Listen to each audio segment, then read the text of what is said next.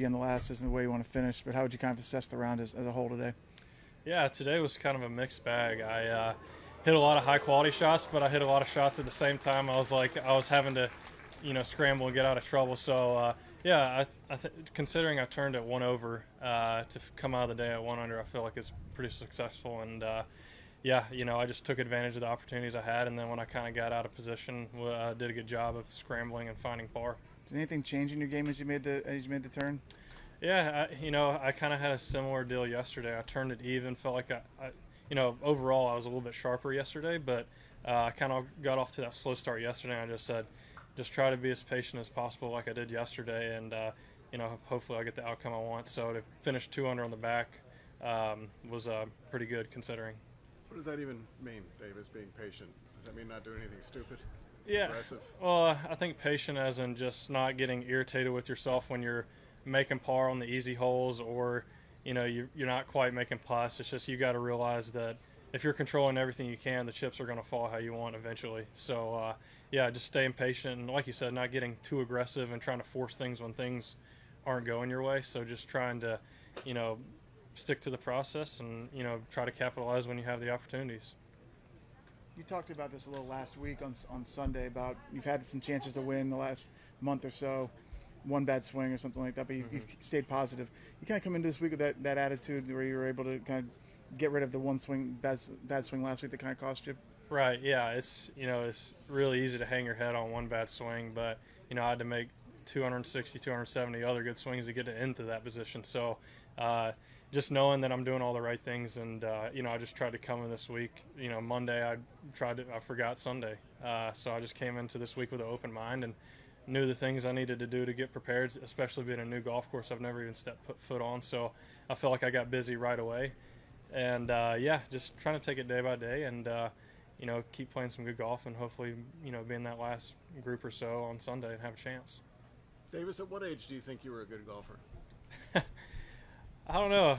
Maybe when I could beat my dad when I was 11 or 12, 13. Yeah. All right, go back to that day, and I'm not trying to put you as the U.S. Open champion at age 12 or anything, but you're obviously a pretty good player. Yeah, how much has your swing fundamentally changed from when you first got kind of good to where you are now? Yeah, it's definitely evolved. I feel like I've always been a pretty good natural swinger of the club, and and there's obviously a lot of people. My swing coach, Jeff Smith, has helped me a lot with that, and just finding my tendencies and how to, get back to that, where you're kind of cruising, just knowing your tendencies and how to get back to when you're playing well. So yeah, it's evolved. It's gotten better. And who taught you to swing it? What's that? Who taught you to swing it? Well, my dad. I would say my dad. He pretty much just gave me a golf club. And he said, just hit it. And and I think he just kind of kept his mouth shut and watched. How long have you been working with Jeff? I've been working with Jeff about a year and a half now. Yeah, a little over a year and a half. And yeah, he's been great. He's been really good for me. What do you think the biggest thing that he's done to help not just your swing, but your game? Yeah, just understanding, like, what happens when things get off. And, even at this level, everybody's going to get off during the course of a tournament, a year, season, whatever.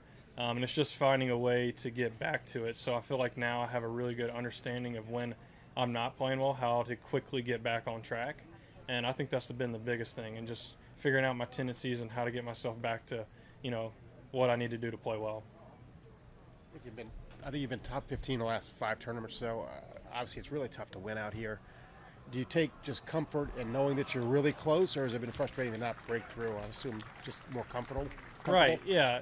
Winning's very hard. You have a guy that wins, it gets a couple good breaks, and then the guys in second, third, fourth are, could be not getting that bad break or that one bad swing. So no, it definitely gives me a lot of confidence knowing that I've, had some really nice finishes and know that I'm doing the right things to get there. So I mean, the odds are if you just keep putting yourself in that position enough times, you'll capitalize eventually. So, and that's what I've just learned, and just gaining that experience every time, and just knowing what the tendencies are under pressure, or just trying to take every little bit of learning that I can from those tournaments. Right. When you came out of Alabama, did you feel like you'd be at this stage of your career? You feel like be where you are now? Yeah, I knew I could do it. I knew I could, go to the Korn Ferry, get through the Korn Ferry, and have a tour card. I I knew I could do it. And then to finally do it was another thing. But no, it's hard. It's just new.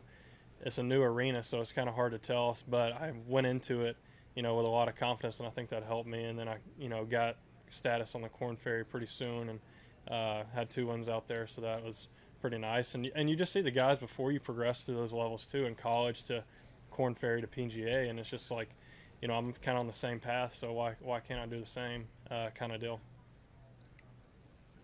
Thanks, Davis. Cool. Thank you.